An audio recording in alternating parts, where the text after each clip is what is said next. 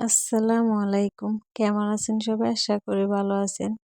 আমিও আছি আলহামদুলিল্লাহ। আজকে সকালে উঠেই দেখি আমার ফ্রিজের মধ্যে যা সবজি আছে, খুব ভালো সবজি আছে, কিন্তু আমার মন চাইতেছে মিক্স ভাজি করতে। কিন্তু এটা তো পসিবল না, কারণ মিক্স ভাজি হচ্ছে আবরারের আব্বুর টোটালি পছন্দ না। ওর হচ্ছে এটা দেখলেই মেজাজ খারাপ হয়ে যায়। কেমন একটা মানুষ আসলে। যার মা যাকে যেরকমই খাওয়ায় ওই রকমই হয়। এটা বদনামের কিছু না, বাস্তব যেটা সেটাই। ওরা মাছকে এমন মরিচা মরিচা করে খায়, তারপরে সবজি ভাজি কম খায়। আমার শাশুড়ি একেবারে কোনো ধরনের ভাজি পছন্দ করে না।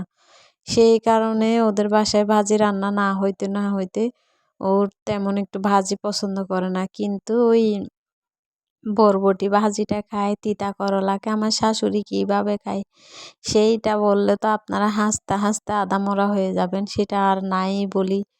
তো প্রত্যেকটা সন্তানই কিন্তু মা বাবা যেরকমই খায় ওইভাবেই খায়।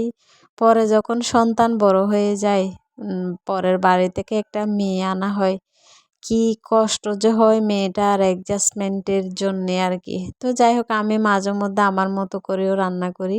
এখানে সবসময় ওর তো চলবে না, যেমন মাছ দিয়ে যে সবজি করি সেগুলা ওদের মধ্যে না, আমার মতো আমি রান্না করলাম। কারণ আমার সবসময় তো চিংড়ি দিয়ে সবজি খেতে ইচ্ছে করে না রে ভাই। আমি তাও চিংড়ি মিক্স দিছি, মাছও দিয়েছি আর কি। আর এই যে চিংড়ি মাছের বড়া বলেন আপনারা, এটা আমি আমার আম্মুর থেকে দেখছি হচ্ছে, মানে আমাদেরকে ভর্তা বানিয়ে খাওয়াইছে পাটায় পিষে, তারপরে মরিচ দিয়ে, মানে চিংড়ির ভর্তা খেয়েছি। এইভাবে হচ্ছে আমরা নাস্তার মধ্যে খাইছি আর কি।